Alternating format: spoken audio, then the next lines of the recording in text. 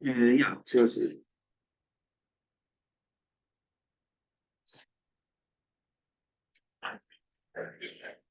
So, oh yes. Yeah. I did print a set out in the coverage. That's the old one, Anthony. But I think the numbers are right in there, aren't they? Is that mean? Yeah. Ladies and gentlemen, welcome to the 50th Annual General Meeting of the Manx Wildlife Trust. Thank you for coming. And thank you for those of you coming here in the room and also online, because I know there will be some people attending online as well. I have a few apologies from some members of council, Keir Powell-Lewis, Steve Gray, Amy Amado and Paul Thomas give their apologies, but our other members of council are here either in person or online. Sophie Pearce, our company secretary, is here, but unfortunately only online. She wasn't able to be here in person.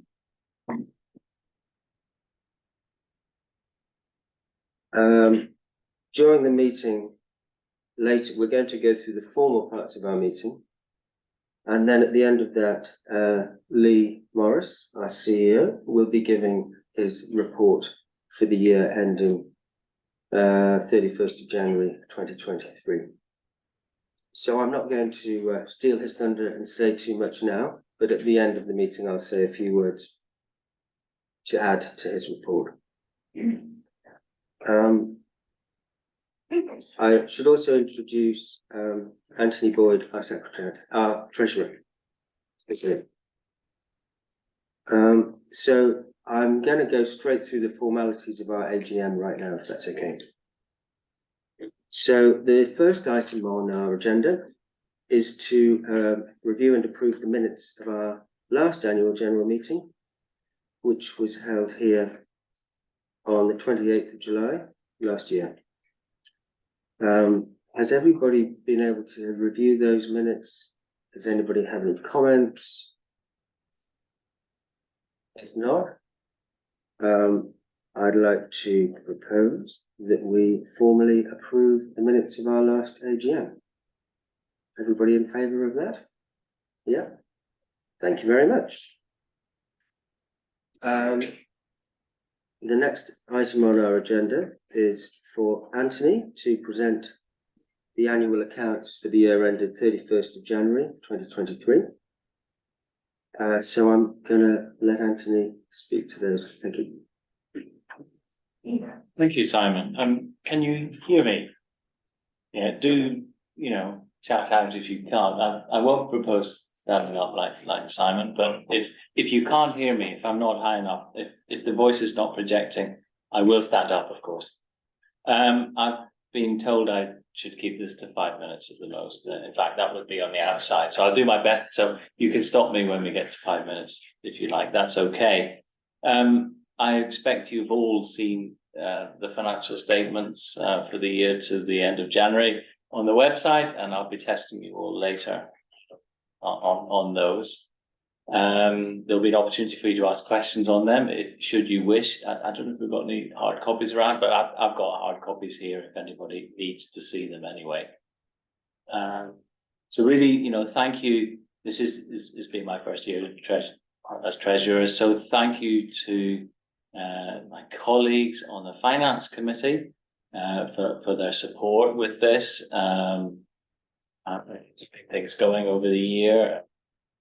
Before I was there too, the work at council. Thank you to the officers involved in keeping things going on the finance side, but not least to Kat Whitaker, number 1 accounts, who's been absolutely brilliant in producing this. I believe that I understand that actually it has been a much better experience this year than in previous years as we're getting on top of things. So it's really, really positive.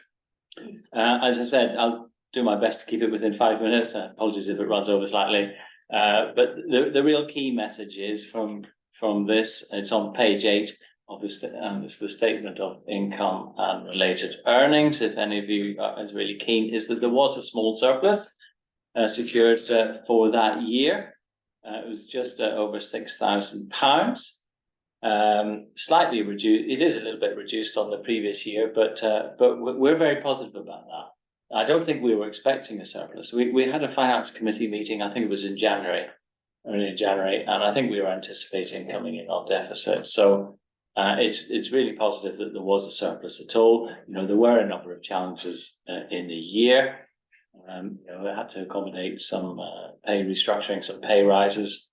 There was some cost of training, you know, plus there was a new post to build in, the Wilder Business Coordinator post. So there were various additional costs in there, but the message to take home really is that we were able to achieve a surplus really by matching all of these additional costs with additional income. So, you know, everyone involved, you know, the wider team had a part to play in that. There's such a diverse range of funding sources that's made this possible, so that there's not an over reliance on any single source, and whether that be the Manx Lottery Trust or government department, typically DEFA, Manx National Heritage, some private funds or donations coming in, you know, really good range sources of funding there to assist. So that's really good. It's also the 3rd year in a row that we've achieved a surplus, and we should never take this for granted, because there was a more significant deficit in the year prior to that. And I think there had been historically some reliance upon legacies coming in. And you know, if you've got a good legacy that came in, then you'd get into a surplus position. I think legacies are great. They're really welcome when we receive them, and they can help us achieve wonderful things. But we should never be reliant on them. And I think in these last 3 years, we've demonstrated that we're able to run a steady ship without that over reliance on the legacies. So you know, I think what we're doing is we've got a sustainable footing on the accounts. As I say, we can never take it for granted. We have put in a budget in place for this current year, again with a small surplus, just over £3,000. We're kind of cautious with this, but we're building it up slowly. The other key message is that there has been a drop in cash year on year. If you look in that, some of you might be wondering why we're dropping our cash. Well, really, you know, this was talked about at the last AGM, the Loch Cranstall purchase. So we've actually dropped cash by about £60,000 year on year balance sheets, but the Loch Cranstall purchase was £68,000. It's all in there. So, you know, when you take that into account, we're actually doing well. And you know, why have we got a balance of cash? Well, it is to help with things like that. If they, you know, purchases like that help us achieve our objectives, then that's all well and good. The important thing is there's still over £250,000 worth of working balance in there. It's a healthy position to be. We're fortunate that we've got it, and it is there to assist us going forward. So we don't have any issues or any worries in that part. The fact that we've got that cash should not be confused with the restricted funds that we've got, or unrestricted funds that we've got elsewhere. There's a note, I think it's note 15 to the accounts if you're really interested. I wouldn't want people to get the wrong impression that, you know, because we've got a large sum of over £1 million, that's a working balance that we can just play around with. It's not. It's actually tied up in our heritage assets, whether that be in the shop or whether that be, you know, in the headquarters, or whether that's actually in our nature reserves. That's the value of our assets, and you know, they're not liquid. We can't just sell them. So you know, we wouldn't want to confuse our reserves with working balance as it is. So as I say, I'm very happy to recommend to Manx Wildlife Trust the accounts for approval. I think, yeah, as I say, Kat Whitaker and the team have done a great job. So thank you to everyone who's contributed to pulling in the income. And I failed to mention the shop, so thank you. You know, it's been every year is a good contribution. Thank you. You should thank volunteers who work in the shop. And thank you. Well done. So, without further ado, I think what we're looking for is a proposer. That these accounts are accepted, adopted by council, by Mansell Lab Trust, so that we can get them signed off. So, do we have a proposer? Roger. And do we have a seconder? Thank you. It was John that had it up first. But yeah. So thank you very much. Sorry, just for the minutes, could I have the names of the proposer and the seconder, please? Roger Cullen as the proposer, and John Hunter, I think, was it John? As the seconder. Thank you. Thank you. We have to have a vote as well on this, don't we, Simon? Yes. Can we have votes for, please? Thank you. Any votes against? Good for that. Thank you very much. So that's that done. Did anybody actually have any questions on the accounts? Oh, yeah. We can still ask questions about that if anybody wanted to ask anything about the financial situation. Yep. Right, thank you. So the next item on it, I am going to stand up again. So next item on our agenda, again, this is formal business, is to approve the reappointment of Moore Stephens as our auditors and their remuneration in such terms as shall be approved by council. Moore Stephens have been our auditors for quite a long time now, I think, and we're very happy with them, Yeah. and they seem to be happy with us. Yeah. Can I ask for somebody to propose that resolution, please? Anybody? Sally Bolton. You can be here as a member, that's fine, that's no problem. And anybody want to second that resolution? Right, Felicity Kames, seconded that. All in favour? Thank you. Anybody against? No, thank you very much, that's carried.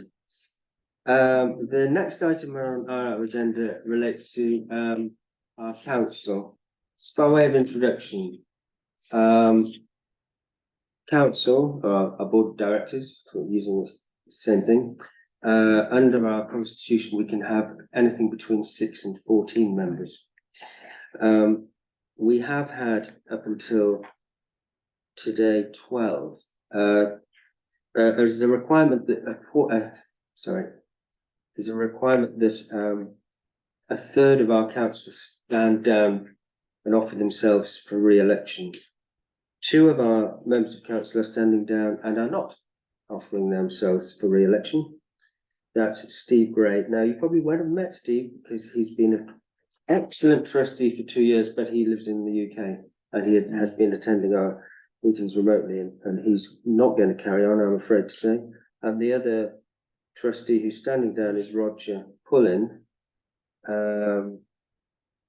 Roger has had 2 stints on council, most recently, I think it's 5 years, but he was also on our council 50 years ago. So I described yesterday in a message Roger as an institution within MWT. So we can't allow him to step down without noting that. Sorry to see you go, Roger, but thank you very much.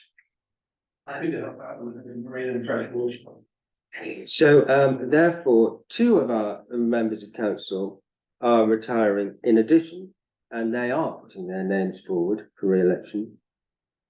And they are John Hunter, who is sitting in the back of the room there, and Hayley Amado, who is unfortunately not here. He's one of the people who gave apologies earlier. I would very much like them to be re-elected because they're both excellent members of council.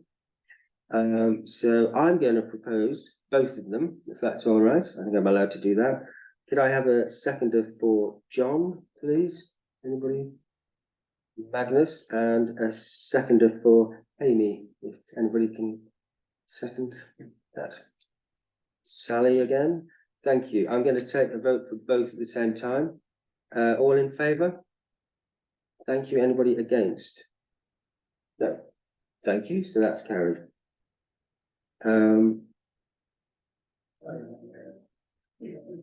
Just while we're on that, I mentioned we could have 14 members. We have 10 now. I'm very happy with 10. So, But, sorry, so new articles, 8 to 12 we can have. oh, I thought it was 14. No, you were. 12. The point is, thank you, sir. The point is, we have. I thought we had 4 vacancies. I think maybe we only have 2. But anyway, the point I'm making is,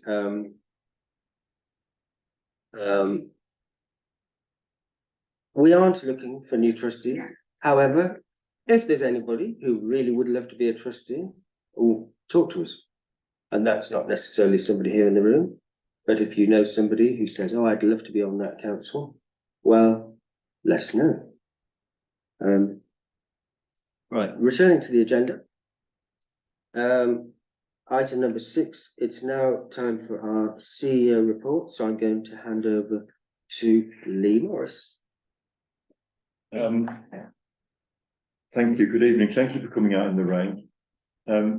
I did this verbally last year without any PowerPoint slides, and I think it worked rather well. So I'm going to stick to the same format. This isn't going to be 5 minutes. It might be 10 or 15 even, because I think there's been a lot going on, and I think Graham's recording this. And for our members, and to have members here this evening, and hopefully many more will watch the recording online, it's the bedrock of Manx Wildlife Trust. And so it's really important, we believe, that you hear from the CEO exactly what we've been doing in the last year and get a chance to ask questions. So I'm going to very much encourage questions, but I'm going to ask we do those at the end, please. And I'll try not to talk too long. I've set my timer. I think it's been another fantastic year for Manx Wildlife Trust, which is in our 50th year. Now, this report officially covers the period, the 1st of February 2022 up until the 31st of January this year. So actually there's been some quite exciting things happening after the 31st of January, and it would be, I think, crazy not to at least touch on those at the end. But the official report that will go in our annual report will be for the calendar year that we report on. So I'm going to go through terms of strategy and governance, partnership working, which is very important to us, conservation work, and also our Team Wilder work about engaging with people and how we're trying to bring more people into our team. So I'll rattle through some bits and probably labour a bit more on what I think are key points. So we had in the reporting year, we had a new chair, and I think and Simon's mum's in the audience, and Simon's dad was keen setting this up with Roger and his mum, and so I think in our 50th year, if I use the word I think it's fantastic for the charity that we've been circular, and you know, we've now got a chair in Simon, and I'm sure if Dad's looking down, he'll be smiling. We also had a new treasurer. Thank you. The treasurer's always a hard role to fill, because it's a bit of a thankless. You're the one that has to do loads of work with numbers and paper and finance meetings, so it's really appreciated, and I think you've been a really great addition. And also we've got a new chair to our Wildlife Limited board, and again, I think you've been a fantastic addition. I think all three and the rest of the council, John, Roger, and everyone else that's in the room has been really, really helpful to me in my role, and I think that's really important. So thank you. We've also had two fantastic patrons, and I would say that Sir Lorimer and his wife have been brilliant. I'd certainly jump out of an aeroplane for him if he told me to. I think he's been a real breath of fresh air, and I think he does so much for us and gives his time for us and champions what Wildlife Trust and about Manx Wildlife. I think he's worth a mention. So thank you, sir. Your patronage is greatly appreciated. We have we had a strategic plan that aligns with the Wildlife Trusts, and there's three key pillars in that. One's around nature recovery, in fact biodiversity, one's about nature recovery network, mitigating climate change, the other one's about people. So we've adopted that, we were ahead of the game, and now this year, very much with a small group with Magnus and other trustees, including Sophie on the screen there, we've been looking at what are, in effect, our crux issues. And this is the language that Magnus has brought to the party, and I've adopted this now, and I think the team it's becoming a culture in the whole of the team now, talking about what are the crux things we must get done. So probably there's more on that in next year's report. We've certainly improved some of our HR and staffing. That report, you know, the reporting year was a transformation in terms of our office, in terms of tidiness and number one accounts coming in and the office restructuring, new computers and lottery trusts, so that the office base Camp Alpha now is a very, very tidy professional place. We're not corporate, we don't have an espresso machine, we're not overly corporate, but we are very tidy and function well. And that gives us a base, and that's important. You're quite bitter about the coffee machine, aren't you? Well, I like it. I did have one earlier. It's on every recording this. In terms of partnership working, we view ourselves, and I say this to DEFA, we're a challenging friend for DEFA. It's important. We are a contractor for them on various things, but we do challenge them behind the scenes. And I think that certainly on my watch as CEO, I think doing that behind the scenes with Table, and I won't give you examples, but they listen to us. And because we do it in a way behind the scenes, we get to those tables, and we're having some significant changes, positive changes for wildlife. Manx National Heritage, we re-secured the calf contract for the calf of man for another 3 years in the reporting year. And we've had our first meeting with DEFA and M&H and ourselves at the table to talk about a joint calf and marine calf and Lloyds Bank nature reserve to join up the land and the sea into maybe that's one joint national nature reserve. Time, but that's really positive. I'll say a little bit about wider island linkages. You know, in our Wildlife Trust Federation, we're one of the smaller wildlife trusts, but we're a whole nation. We're one of the 4 that are whole nations, so that's important. But we're also got a presence in the whole of the global territories island network. So that's through the UK Overseas Territories Conservation Forum, which I was asked to join council of. And we also engage with the Inter-Islands Environment Meeting, which is mainly the Channel Islands, but other British islands. And that's where we're showing leadership, and actually other colleagues and people, you know, are taking our example, particularly, I would say, around agri-environment that I'll come on to. We signed an alliance with KPMG, and there's a term about environmental social governance. But in short, for members, this is where corporates are caring even more now about their environmental credentials.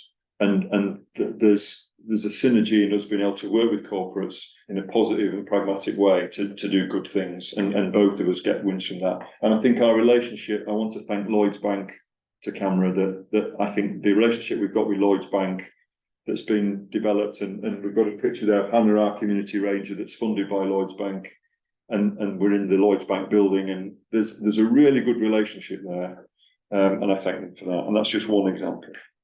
We've got a great relationship with the Woodland Trust. It's great to see Bill at the back, and I think that's growing. And I think that collaborative working is really important to us and me. And one of my personal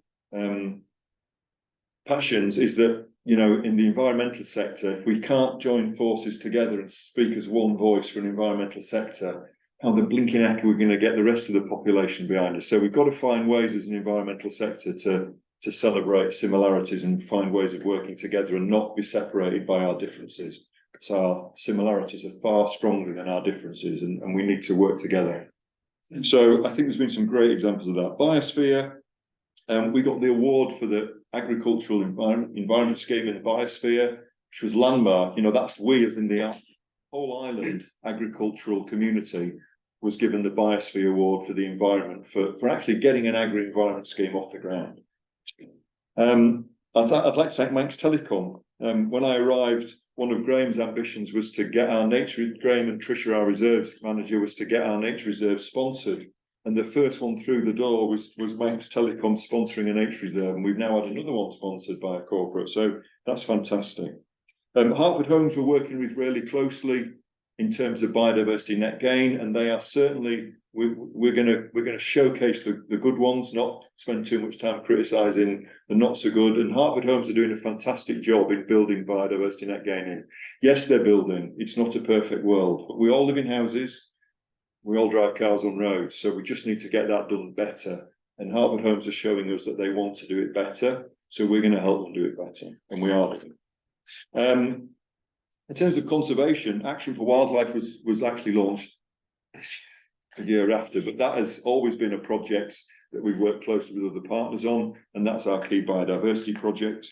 The agri-environment scheme, let me just take a little breath and cover that a little bit more. So the agri-environment scheme, year one exceeded our expectations, which we've always seen it as an opportunity to influence 75% of the island positively for nature. That doesn't mean every farmer is going to suddenly start doing nature-friendly farming or organic growing. That would be naive to think that. But the differences we're making in large parts of the island now, and that's including partnerships with Woodland Trust, with nature-friendly farmers. You know, I mentioned again, David Bellamy as our agri-environment officer is fantastic, and he's built up massive capital with the community, and he's from the island. So we're getting gains now that we didn't think we would be getting 2 years into the scheme. But we feel we haven't started yet. You know, there's a whole movement of culture of nature-friendly farmers that we want to inspire to do more, help to do more. So I personally think that agri-environment offers is a tremendous opportunity that just wasn't. And you wouldn't be surprised if I said that next year's report will be saying how that's one of our 4 crux issues that we really want to focus on. Our land management, our nature reserves, little detail now, they're all going to be MWT, Loch Cranstall, MWT, Close Southfield. We've pinched it off RSPB, but it works, and it's important that people know that they're Manx Wildlife Trust nature reserves. The importance of wildlife sites has been reinvigorated. Again, I'm going to praise David for doing that. He championed that. I think he actually did wildlife sites when he was on his undergraduate degree. But they're important. The government think they're important. You know, the planning authorities pull maps out with wildlife sites on and say they're important to us in planning. So we know that now, and we almost have a duty to get the whole of the wildlife site network done, so that becomes a layer, and we can control that. That's something that we don't need to jump up and down expecting anyone else to do for us. We can find a way to actually put a layer of wildlife sites in. We can find a way to influence 75% of farmers. We've got the key to the door. We can do things as a wildlife trust now that probably weren't possible to be done 5 or 10 years ago, because the landscape wasn't there, and now it is. So we should celebrate that. I'm going to quote Magnus now. Magnus challenged me one day and said, "Lee, what would you know? It's a wonderful island. What would you do if I can't remember the exact number, I'll exaggerate it. If I gave you, £800 million, would you know what to do with it?" Well, I would actually. I think we could employ a few more agri-environment officers. We could secure more land. We could get more education officers, and we could turn the Isle of Man into an absolute global exemplar of how a biosphere should be. So my point from saying that is we're a wonderful island, but there is still lots to do. And we now have the opportunities to do that. Those keys, we have them now. So I think we're cracking on. Birds, our reserves for years have been absolutely fantastic for flowers. But I think, again, with not just David, I'll stop saying the word David if he's watching. Sorry, David. I'm going to say Rob is his partner and others. Birds are important in our reserves, and now we're doing surveys of them. We've done winter bird surveys, we're doing summer breeding bird surveys. We're looking now at, we've set up a group with the Manx Ornithological Society about farmland birds. And that's really important that, we want to do the plants and the birds and the inverts, and our nature reserves are wonderful places for all of that. We signed an MOU with vets up in Andreas for a seal rehabilitation centre to be set up, because they were rescuing them anyway. And then we went out to the public in the island and said we needed seal money, and through Graham's team, we raised 20 grand very quickly to cover some of our work for seals, because it's not covered any other way. So if Lara or Claire are spending time on seals, we need to cover that. But also it's helped set up the rehabilitation for any seal pups that need helping to cut back. So that's a great step forward. Biological recording, we've taken on, we tendered for it, the DEFA contract. So we are now the home of the Manx Biodiversity Recording Partnership. and we've increased it slightly as an island. So that's been Philippa Tomlinson for years. Some of you will know Dr. Philippa Tomlinson. She's fantastic, and she was doing it on her own for 1 day a week. Well, now we've got a Philippa as a consultant and another doctor, Jennifer, who's now come in with and I think the two of them together, they're based in the office. I think Philippa's glowing because she's now got a team of biological recorders, and we're going to work with all the other biological people on the island that collect data, including, I'm looking at Gail when I'm saying this because you're one of them, and I know you've met them.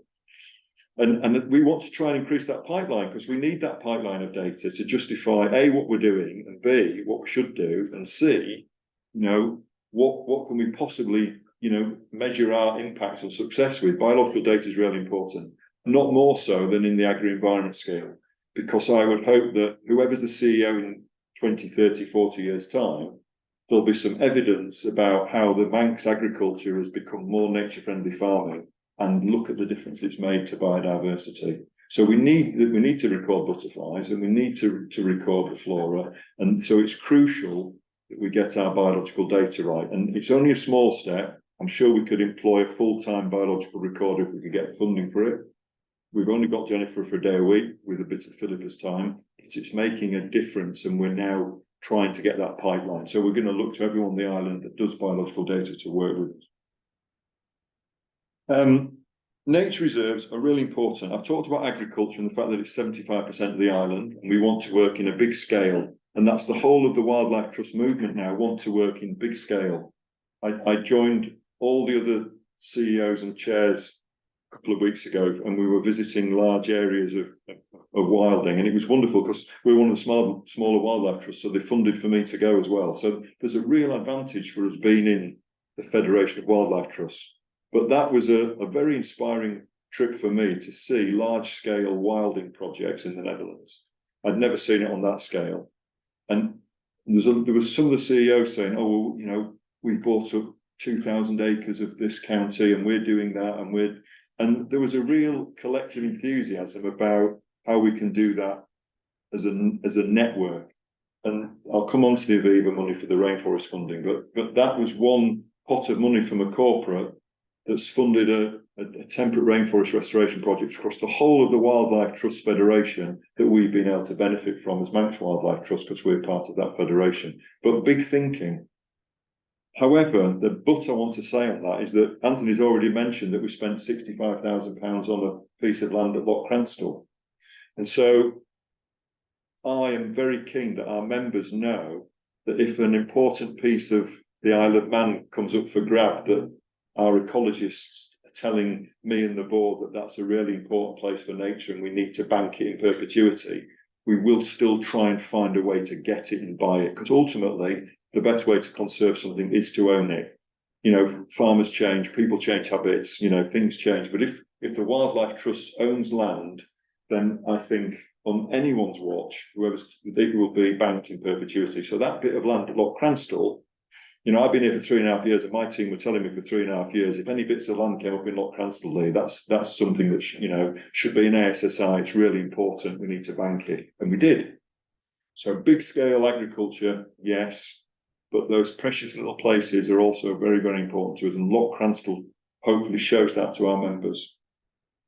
We've improved our tree risk management because we've taken on the Hairpin Woodland Park, so suddenly we're managing an awful lot more trees.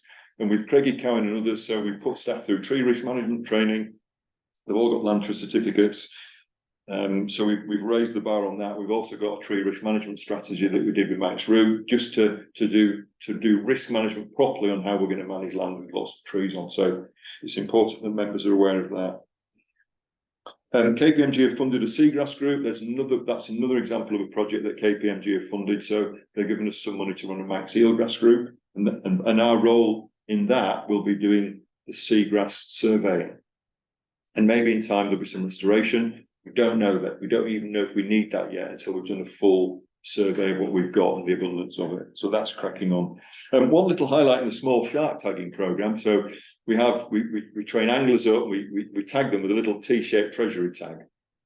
And the aim of that is to understand things such as where tope go. And one of our tope this year was actually recaught in the Bay of Biscay 2 months after we tagged it at the Carp of Man. So that one bit of data alone it's a wow moment, isn't it? You know, one of our tote was in the Bay of Biscay, which is really interesting.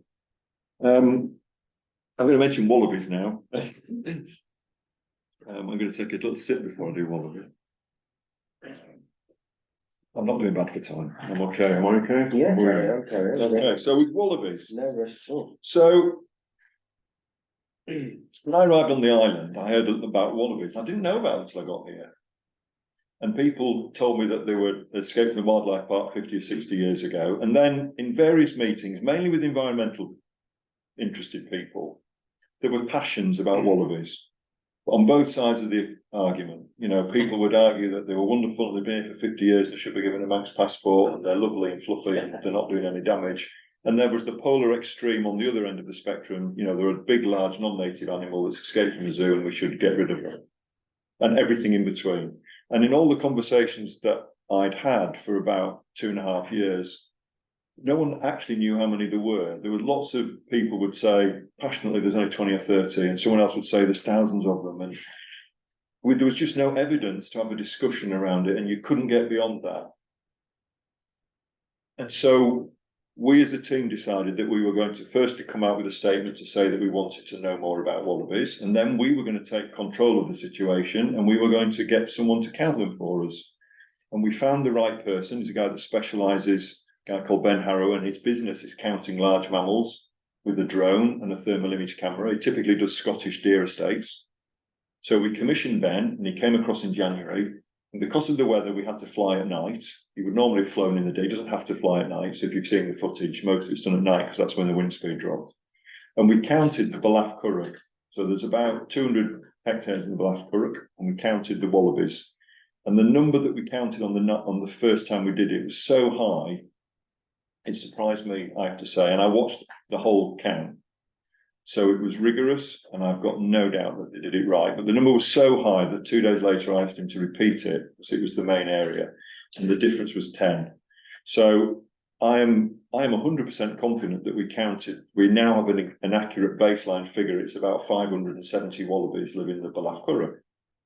And online, that report's there, there's film footage there. You can tell they're wallabies. You can see what a sheep and a hare looks like, and a wallaby's got a big long tail. They look like mini T-Rexes on the thermal image camera. So we've done that, and then we've come out and now we've released that. But as a team, we've been really careful that we've not gone out with an opinion. We just wanted to give the Manx population information, because I know that if we'd gone out with any opinion, there would have been a bun fight and a whole social media storm. And actually, and I think the paper's out in wide circulation now, I think DEFRA have mobilised, because, you know, I think there will be some further steps because we've informed them. So people can now have an informed discussion about that. So I'm going to refrain from opinions. So please don't ask me a question what I think we should do about the wallabies. What I think we should do about the wallabies is get more information and then make evidence-based decisions best for the island, with the right people at the table to do that. And we've now drawn a line, I think an important line, because we can credibly now say how many there is in the Balaf Curragh. Nearly done. I now want to talk about Team Wilder. And I'm going to praise two of my colleagues who are both in the room. First of all, Graham. And Graham's our engagement manager, but he's also this year stepped up magnificently into the role of my deputy. So, you know, if I'm not there, he's covering it for me. And I think he does that brilliantly well. And the other person I'm going to praise is Lucy, who's hiding at the back of the room. And Lucy's our Team Wilder coordinator. And that's a role that's been funded by the Wildlife Trusts. Again, from the central team of the Wildlife Trust to fund that post with Lucy for 2 years. And to really engage communities strongly and empower communities and enable communities to do more for nature. So it's all about empowerment, but sometimes people want to be shown what to do as well. So it's a balance, but that's been a real great step forward for us. And then on the back of that, we've got this picture that I've already mentioned. Hannah's here on the poster that she cringes every time she sees it, but Matt Beresford, the lead person at Lloyd, loves it. So poor Hannah has to have a picture taken with Matt with that. But I think the difference of that for us in being able to have a team, you know, when I came, Graham had a team of none. Now Graham's got a team, I think, of 6 or 7, and they're funded posts and they're delivering more of a message, and it is important. You know, we want to get more people, because ultimately, if more people are doing good stuff for conservation, then the impact is far more. So that's been a great step forward for us. We rebranded. We aligned with the wider Wildlife Trust rebrand, but of course we don't have badges on the Isle of Man. So we've adopted our little turn, which was set up as was the logo, and I know I can hum Roger's song as I'm thinking about it. And I think that is really, it's classy. And thank you to, I think it was Graham and David who were advocating that we include the Manx language.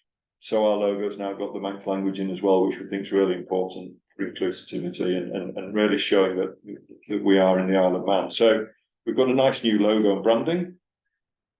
I talked about Community Ranger. We had our first ever artist in residence. So we applied to the Arts Council for funding. We got funding for an artist in residence. Claire Payne, amazing, you know, stamps, art on the beach, and a whole range of other things. I don't know if any of you have bought some of her work. I certainly bought a piece of work. I think my colleagues have as well. She did a staggering first artist in residence delivery. And on the back of how well Claire did, and also through the work of Graham and Lucy and the rest of the team, the Arts Council have now agreed to fund artists in residence with us for another 3 years. So we've just appointed our second artist in residence, who will start in September. And I think if they're anywhere near as good as Claire was, then we'll be delighted. But we're hoping that that becomes a really important, you know, long-term thing, that we have a culture of artists in residence. And Claire will always be the first Manx Wildlife Trust artist in residence. We've had student internships. We're keen to develop the next base of Manx ecologists. So we've had 2 this year. One guy came for a month. These are students from the island who've been across in the UK studying ecology or conservation.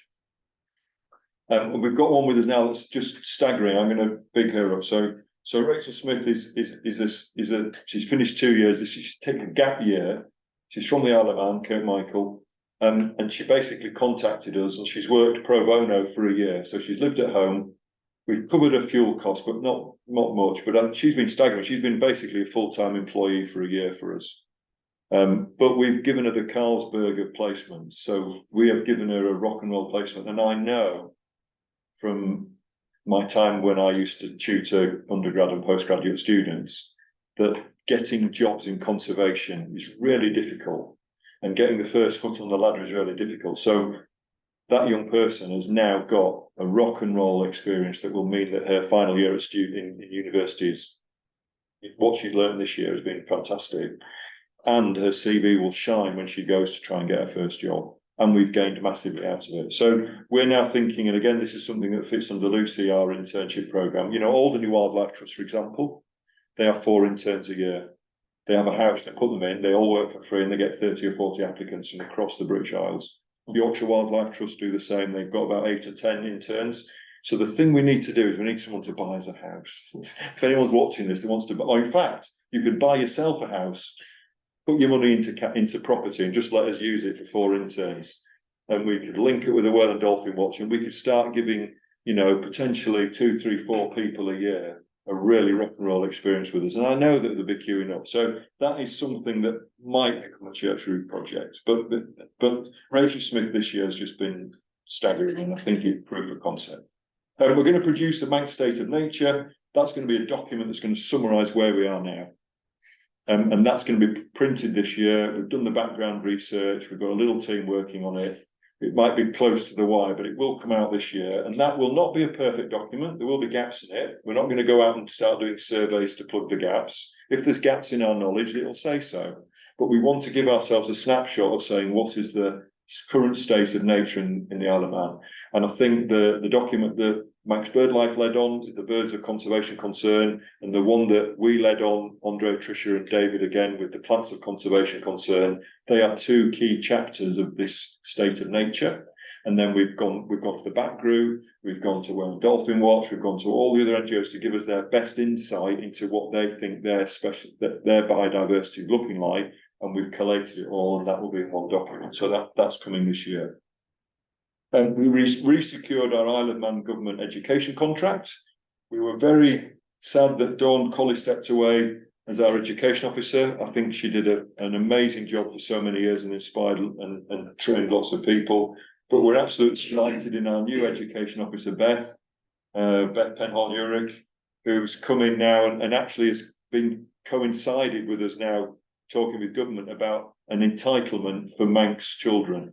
So what we're working on now is how we can do packs for teachers, train the teachers, do the resources, pick the really key topics and try and get to every child of a certain age so that we get to everyone on the island. And we do it in a really more, if you like, in a tactical way. And already Ardwallen has been offered to us as a venue to do some of that in. So we've got, enthusiasm from the government. We've got an Ardwallen centre that we can use as a field study centre. And I think that sort of approach now is trying to get an entitlement for every Manx kid is really positive. So look out for that. We've got a new nature recovery network app. If you've not used it and you've got a garden and you're doing things for nature, self-assess yourselves and then add your little bit to the whole of the map of the island, because you can do that now. And that's going to allow us to, everyone can do their little bit. I have a good mate that says you get a spade, you do your bit well and you dig in. And if everyone does that and adds it to the map, fantastic. Wildlife gardening generally is becoming more of a thing for us. If we were on the rooftop garden earlier, you'd have seen there's a green space. It's been improved. And I think me and Lucy are meeting with Lloyds. Is it next week? We're meeting to talk about wildlife garden. But anyway, there's an ambition that through Hannah and some of the staff, we're going to develop that green space on the roof even more. It's just one example. And then the group at Milltown that we've set up, the wildlife gardening group there is fantastic. There's conversations with Douglas Council about working in some of the deprived housing areas. So really positive initiatives. The pollinator mix that's been developed by Philip Payne at MNH that we're trialling in a couple of sites as well. So some really positive things about getting people to do more for nature. So I think we're done, but I'm going to just say last couple of things that officially will be next year's report, but I wanted to end with these. The first one was around our 50th year celebrations, which mainly took place in March.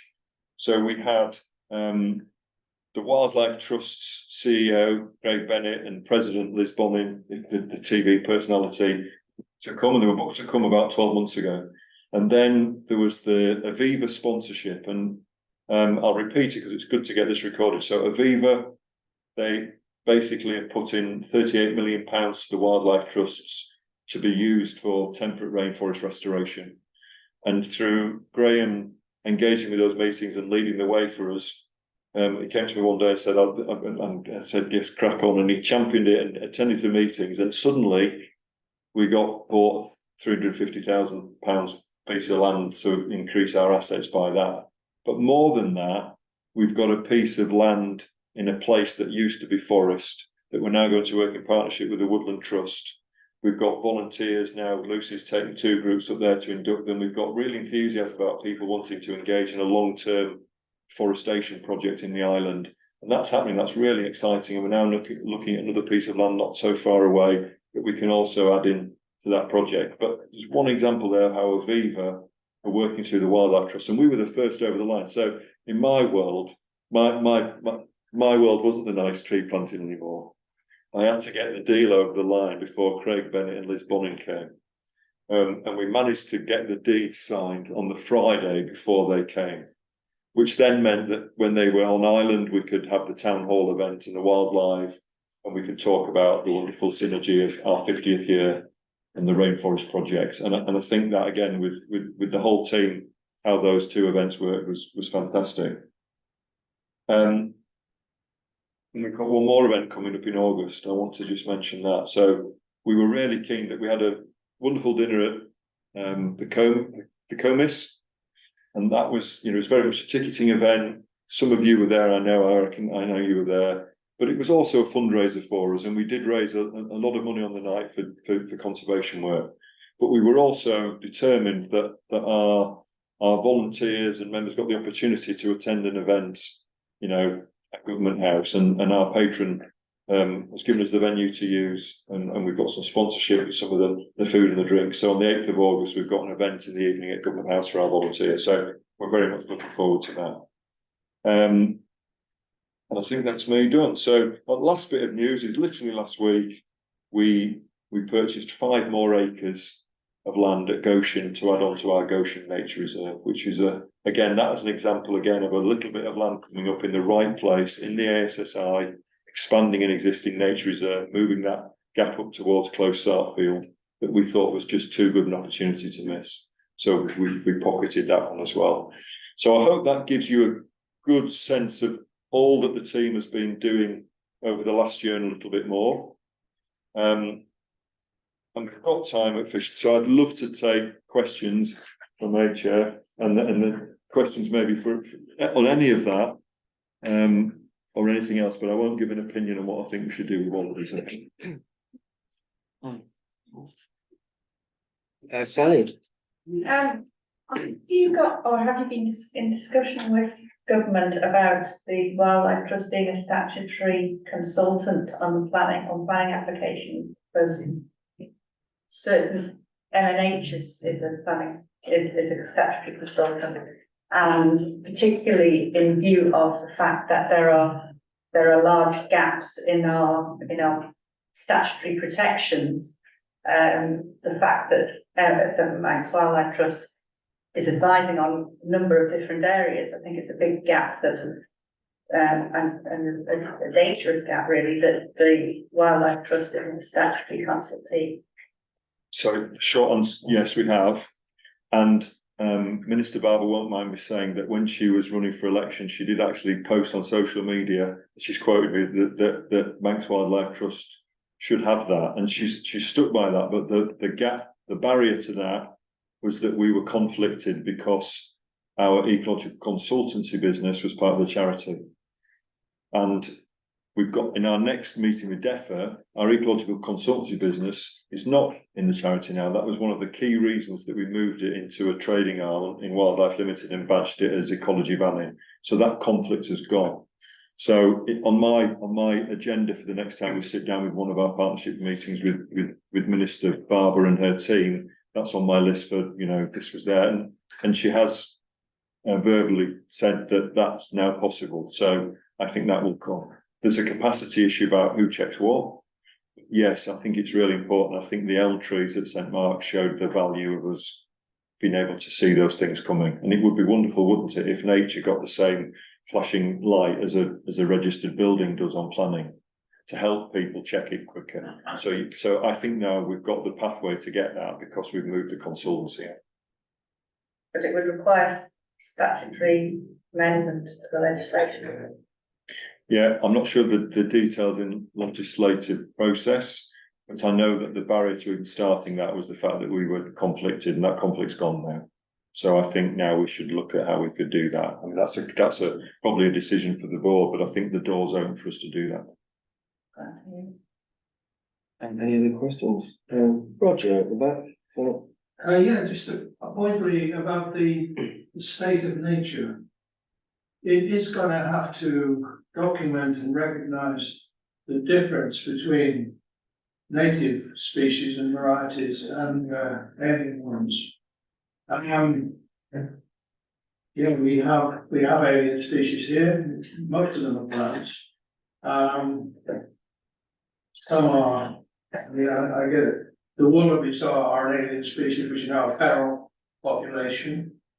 And every alien species situation as it evolves, it's always has to be looked at as a case by case basis. That you can have overall policies, but you could, for example, say that this island, because it's an island, is in fact a gene bank of island-specific genetic resources, which it is. But we're going to have to, I think, look at the whole situation with different alien species. And just to flag a new one, nobody heard, the first Pacific salmon has been identified swimming up the Neb. It's a pink salmon, which is probably the least desirable of all the Pacific salmon species. They came around from the Pacific Northwest through some transfers across northern Russia and then down through Norway, and they're now in the Scottish rivers. And there's one, excuse me. And more are coming for sure in UK, Irish and Manx rivers. The point is they are, if they establish spawning stocks here, they will compete with native salmon and trout to some extent. So we're gonna have to, I think, make it abundantly clear that we do have some regard for native Manx species and biodiversity. As I say, some alien species can be contained, the plants probably can't. I think the wallabies could be, but that's just my personal opinion. The pink salmon are going to be very difficult, but it's something to keep an eye on. There will be a section in this stated nature on non-natives. But it might just be that there's questions. Please don't expect a 3-volume nailed on thing. I think we've got to get a marker in the sand. I think my pragmatic approach is we've got to get a line in the sand. That if people say you haven't included that, we do that, then we do version 2 in 2 years' time or something. We've got to get that first line in the sand for us. Bottom line is how you define nature. Yes. Any other questions? Bring this whole thing down to earth. What does the membership stand at? Past 550 memberships. Which includes some will be families. Right, 550 memberships. right. So it's gone slightly down this last year, which is mirrored by the rest of the wildlife trusts. It's, Is that right? yeah, believed to be due to the cost of Has the living. 50th anniversary made any difference at all? Or? Well, yeah, it's gone down this year. So not the difference of the hopes. Yeah. Okay. But as I say, it's mirrored across the Fewer than it was, yeah. It's gone up every year since 2018 till last year, and then went down slightly this year. It's starting to level off. It does seem to coincide with the cost of living crisis. Yes, yes. There's a longer conversation I'd be very happy to have in a short one Monday morning, but I think there's a whole issue about members, supporters, volunteers, and also I think we do value members greatly, and we'd like more of them. And that's not for the financial transaction, which is nice. Just to build the club and the support base is really important for us. And we are having already conversations that, interesting to see we sold more memberships this year collected than we've done in the past because we proactively asked people if they were interested to join. So I think there's an opportunity for us to increase membership. But I think my experience, I join things because members ask me to join. So every member, if you're watching this or you're in the room and you're a member, encourage other people to join. Please. And one of the inducements, if I could just add a very small rider to take the opportunity, one of the inducements to become a member, of course, is to receive the fantastic newsletter which Graham uses every year, and I'd like to congratulate him. As an out of now, it's brilliant. Thank you. Any other questions? Quick one, say it purchased or were given, say 5 acre fields, what would you actually do with it? Would you plant trees, or would you see what would get first and then next round? It very much depends on the ecological value of the field or land initially. And I think that's really important that there's, for some fields, it would be highly appropriate, depending on the species of flora or the fungi that were there, or the inverts that were there, you might just conserve it as a meadow. Other fields, if they're low value pasture, you might say it's better off turned into scrubland or just left to naturally wild, trees will pop up, or you may plant it.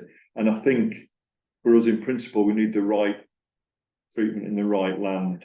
And that's why the Temperate Rainforest Project, for example, that piece of land was perfect because it used to be forest. It was in the right environment. It was in the right zone. It had the right rainfall and humidity. It was land. We aren't just creating that on a bit of land that we wanted to just get the money for. It was the right land for the project. So, can I also say, Marianne, something about that? I was going to mention this at the end, but what you've just seen is a very, very busy CEO.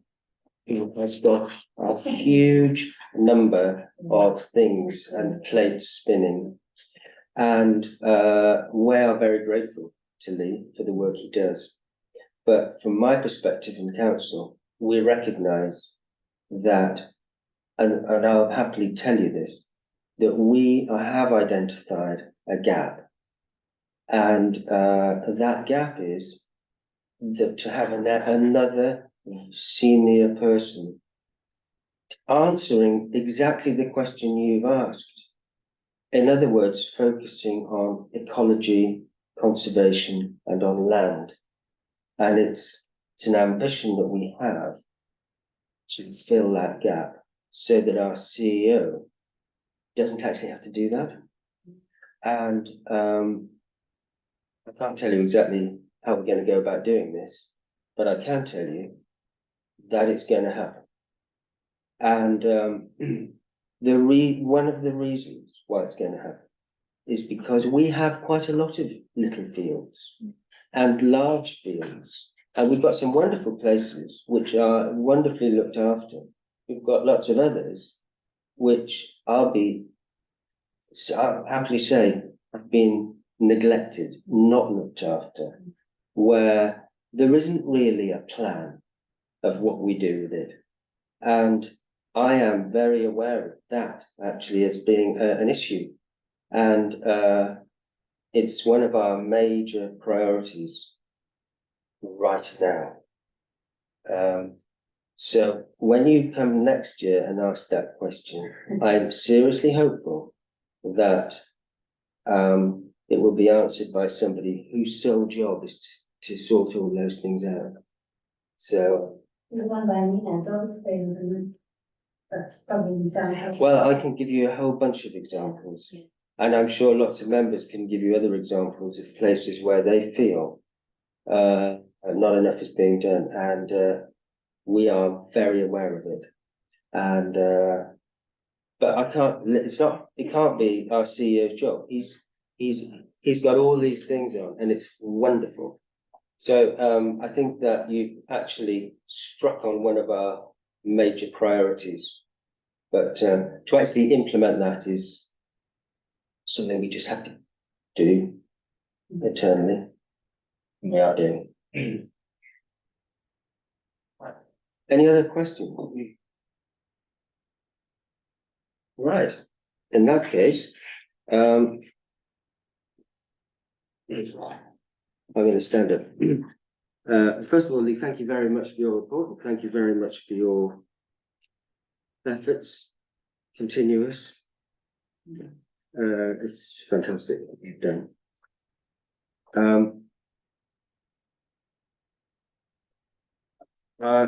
At the Comis Hotel a couple of months ago, I gave a speech. Some of you may have heard it, some of you won't have done. And I kind of reflected on 50 years of Manx Wildlife Trust. And ironically, I noted that it's not 50 years, it's actually 53 years, because the real starting moment took place in the summer of 1970, interestingly, on Victoria Street, Douglas, which is where we are tonight. I think just about 100 yards up there on the right, is that right? So it's worth noting. It's worth noting. And I just want to again put on record my thanks, and thanks to everybody here, to all those people who were there then,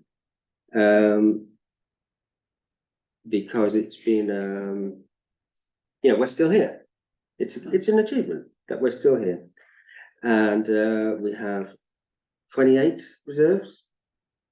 And by the way, this afternoon I went into an advocate's office to sign a conveyance as purchaser for our latest little chunk of Currachs, which is actually really significant. It's consolidated that area of land, which is now going to be properly respected, even though it's already an ASSI.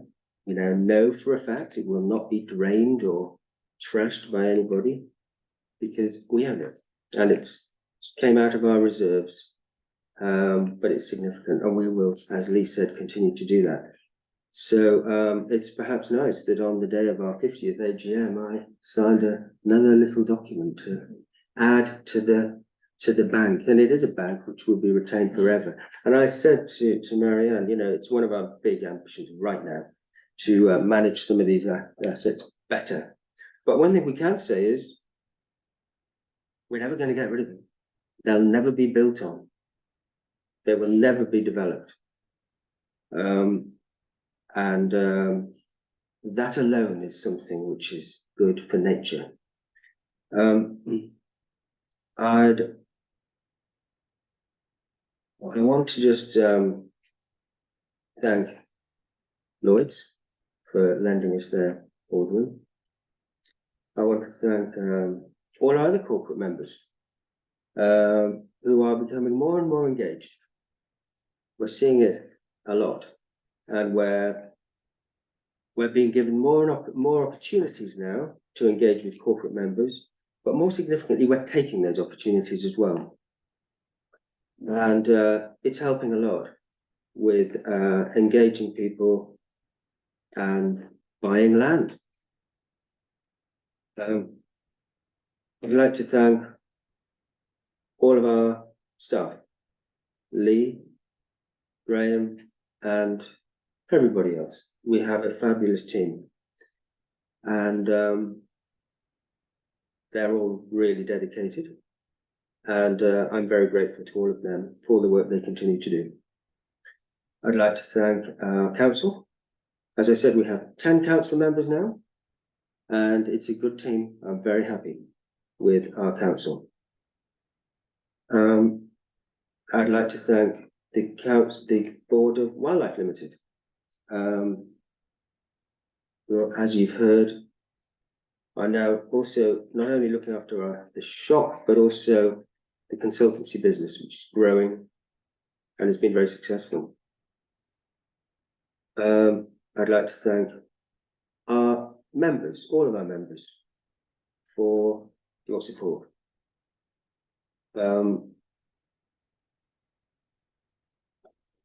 Fundamentally, our priority will always be none of those people. Our priority is nature, wildlife. And my job is to remind everybody that that's the priority. It always will be, and it always has been. But sometimes we can think about bank balance sheets and acquisitions and corporate relationships and parties at Government House. But our focus must always be on nature. That's what we're doing it for. And I'm going to give an anecdote. So I went to this year, I was quite pleased with myself because I was with my 2 little boys and we saw 3 lapwing. And I was able to say, look, those are really special birds, those lapwing.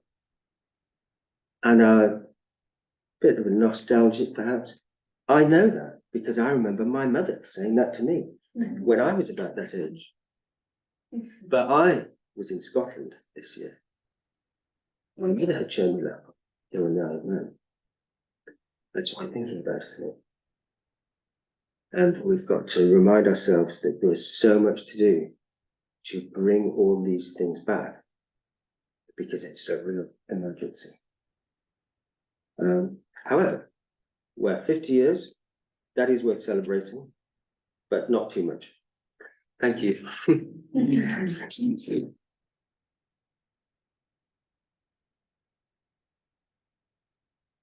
And that's the closing of the meeting. Thank you very much for attending. We got kicked out for a bit, so please, there is drinks and biscuits and